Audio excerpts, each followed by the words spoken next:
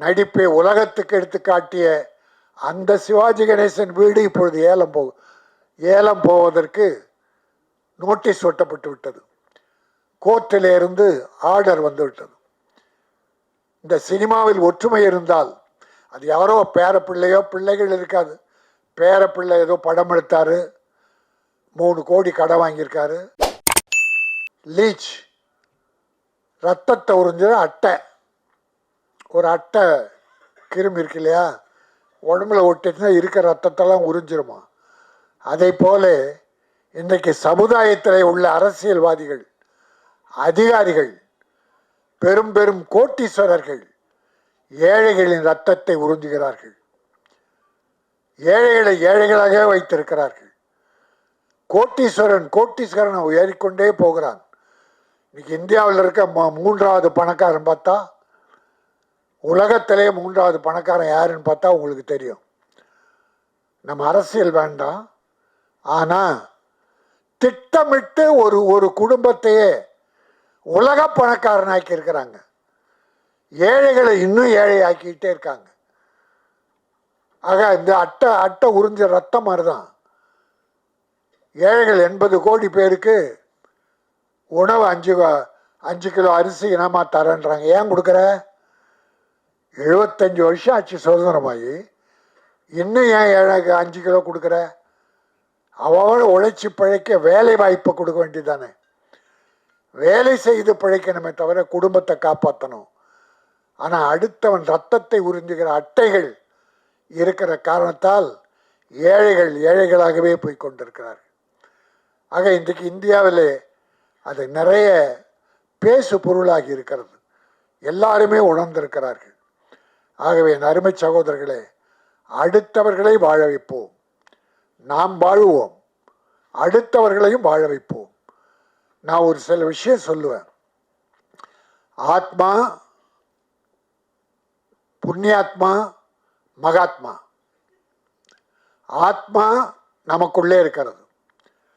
நாம் நல்லா இருக்கணும், நம் குடும்பம் நல்லா இருக்கணும் என்று உழைத்து பிழைத்து குடும்பத்தை காப்பாற்றுற ஆத்மாவுக்கு சொந்தக்காரன்.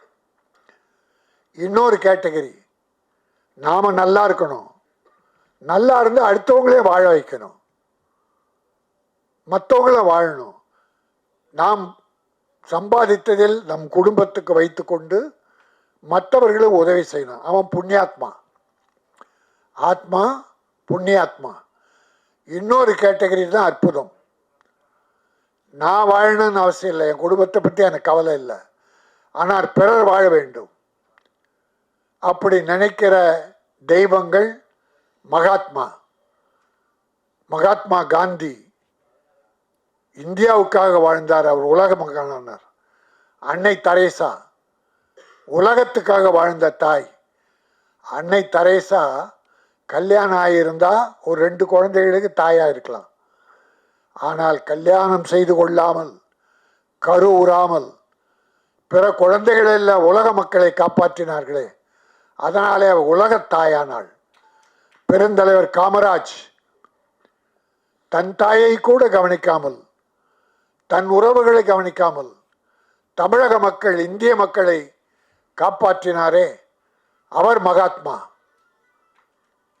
நம்முடைய அப்துல் கலாம் தன் குடும்பம் பாராது, இந்திய மக்கள் உயர வேண்டும், உலகம் உயர வேண்டும் என்று பாடுபட்டாரே, அந்த அப்துல் கலாம் மகாத்மா.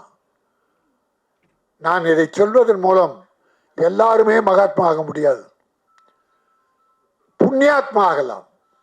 நாமும் வாழ்ந்து நம் குழந்தைகளை, குடும்பத்தை காப்பாற்றி மற்ற பொருளில், மிஞ்சுகிற பொருளில் பிறருக்கு உதவி செய்து அந்த குடும்பத்தையும் காப்பாற்றினால் புண்ணியாத்மா ஆகலாம். அதுதான் மனித பிறவி. இன்றைக்கு சினிமா எப்படி இருக்கிறது? தமிழ் சினிமா என்றால் நொந்து போயிருக்கிறது, வெந்து போயிருக்கிறது. சின்ன ப்ரொடியூசர் மட்டுமல்ல, மிகப்பெரிய கம்பெனிகள்லாம் சிரமத்தில் ஆழ்கிறார்கள், பொருளாதார சிரமத்தில் ஆழ்கிறார்கள். பெரிய கம்பெனிகள்லாம் தோல்விகளை தழுவி கொண்டிருக்கிறது. இந்த கார்பரேட் கம்பெனிகள் வந்துதான் தமிழ் சினிமா மிக மோசமான நிலைக்கு போவதற்கு காரணமே கார்பரேட் கம்பெனி என்பது உண்மை. இந்த சம்பளத்தை ஏற்றி ஏற்றி ஏற்றி அவங்க தான் சின்ன ப்ரொடியூசர் கூட பிழைக்காம பண்ணிட்டாங்க. இது எல்லாத்த விட கொடுமை என்னன்னா, தமிழ் சினிமாவின் தலைமகன், உலக நடிகர்களுக்கெல்லாம் தலைவன், தமிழ் சினிமாவின் அடையாளம் நடிகர் திலகம் சிவாஜி கணேசன் ஏழையாய் பிறந்து நாடகங்களை நடித்து பராசக்தியின் மூலமாக கதாநாயகனாகி உலக நடிகனாக உயர்ந்து காட்டியவர். பேருங்க அண்ணா சொன்னார், தென்னாட்டு மார்லன் பிராண்டோ. ஆனால் தென்னாட்டு பிராண்டோல இவர்தான் உலக நடிகர், அப்புறம் தான் பிராண்டோலாம். அப்படிப்பட்ட உழைத்தால் உழைத்து உழைத்து தமிழை நடிப்பை உலகத்துக்கு எடுத்து காட்டிய அந்த சிவாஜி கணேசன் வீடு இப்பொழுது ஏலம் போவதற்கு நோட்டீஸ் ஒட்டப்பட்டு விட்டது. கோர்ட்டிலே இருந்து ஆர்டர் வந்து விட்டது.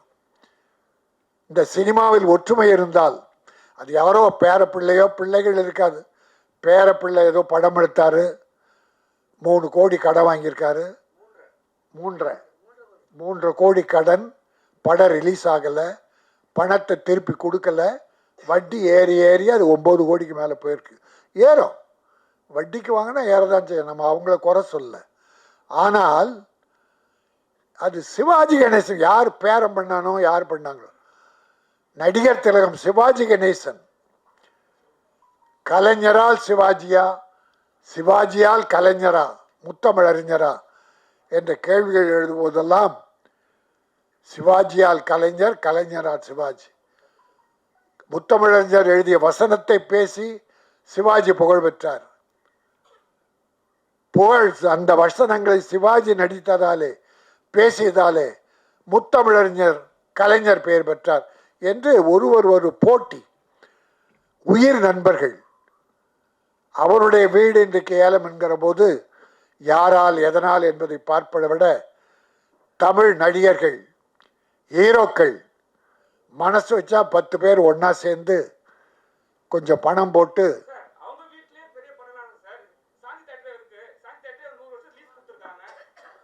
சாந்தி லீஸா இல்லை இல்லை நான் இல்லை இல்லை இல்லை இல்லை இல்லை தம்பி விளக்கம் சொல்கிறாரு, எனக்கு தெரியாது தம்பி, தப்பு இல்லை, இல்லை இருக்கட்டும், எனக்கு தெரியல. நான் ஒரு வேண்டுகோளாக வைக்கிறேன் சிவாஜிக்காக. அது என்ன வழி இருக்கோ, நான் என்ன சொல்கிறேன், மாண்புமிகு தமிழக முதல்வர், அவங்க அப்பா கலைஞர் தான் பீச்சில் அவருக்கு சிலை வைத்தார். பிறகு அதை நினைவு மண்டபம் அங்கே கொண்டு போய் கட்டினாங்க. அந்த குடும்பத்தால் பற்றுள்ள ஆட்சி நடக்குது. வழிமுறை சட்டம் சரியாக இருந்தா, முறை சரியாக இருந்தா, நம்முடைய நடிகர்களுக்கு சிவாஜிக்காக இதில் யார் என்ன தப்பு பண்ணாங்க, ஃபைனான்சரை கூப்பிட்டு பேசுனா அவர் கூட நிறைய மனசாட்சியோடு ஒத்துக்குவார்.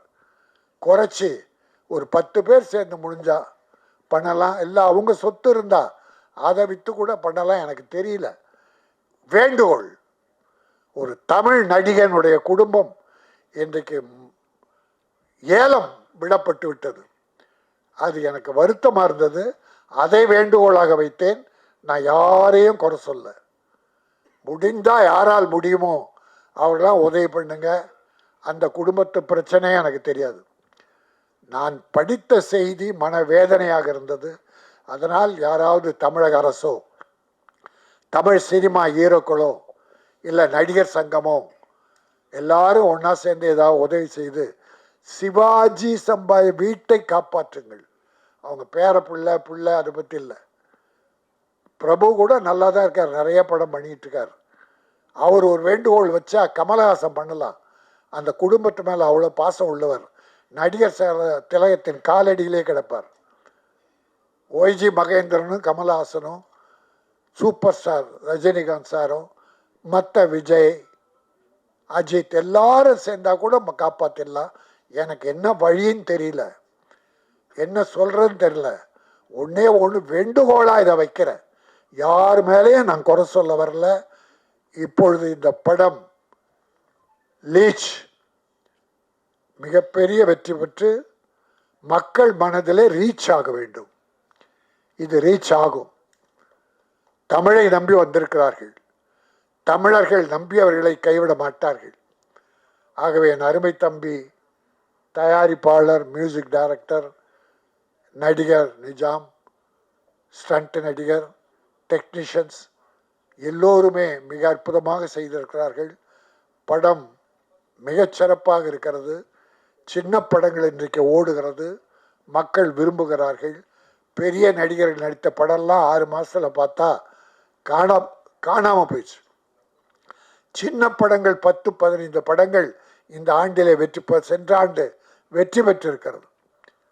ஆக படம் ரிலீஸ் ஆன பிறகு தான் இது சின்ன படமா பெரிய படமானே தெரியுது, மக்கள் முடிவு பண்ணுறான். அதனால் இந்த ரிலீஸ் இங்கே தமிழக மக்கள் உங்களை ஆதரிப்பார்கள். எங்கள் பத்திரிகை சகோதரர்கள், ஊடக நண்பர்கள் சிறப்பாக எழுதுவாங்க. ஒரு மதுரையில் ஒரு ஹோட்டலில் எழுதி போட்டிருந்தாங்க, ஒரு போர்டு எழுதி போட்டிருந்தாங்க, இங்கே சாப்பிட வருபவர்கள் சாப்பிட்ட பின்னாலே உணவு நன்றாக இருந்தால் எங்களிடம் சொல்லுங்கள். நல்லா பண்ணியிருக்கப்பா, ஹோட்டல் நல்ல ஹோட்டல்ப்பா, நல்ல சாப்பாடுப்பா. எங்களிடம் குறை இருந்தால் மன்னிக்க வேண்டும். சாப்பிட்டு ஏதாவது உணவு உப்பு இல்லை, காரம் இல்லை அப்படின்னு குறை இருந்தால் எங்களிடம் சொல்லுங்கள். சாப்பாடு நல்லா இருந்தால் வெளியே சொல்லுங்கள். சாப்பாடு நல்லா இருக்குப்பா, அந்த ஹோட்டலில் நல்லா பண்ணியிருக்காங்க, ஃபர்ஸ்ட் கிளாஸ் என்று வெளியே சொல்லுங்கள். நல்லா இல்லைன்னா எங்ககிட்ட சொல்லுங்கள், கேஷியர்கிட்டப்பா இது நல்லா இல்லை, மாற்றிக்க சொல்லுங்க என்று ஒரு போர்டு எழுதி படித்து ஆச்சரியப்பட்டேன். அதே போல் என் சகோதரர்களே, நல்லா இருக்கிறத கொஞ்சம் நல்லா எழுதுங்க. குறை எழுதலாம், குறை எழுதணும், அதை குறைவாக எழுதும். அதுவும் சின்ன படங்களுக்கு கொஞ்சம் குறைச்சே எழுதலாம், பெரிய படங்களுக்கு நல்லாவே எழுதுங்க. நன்றி, வணக்கம்.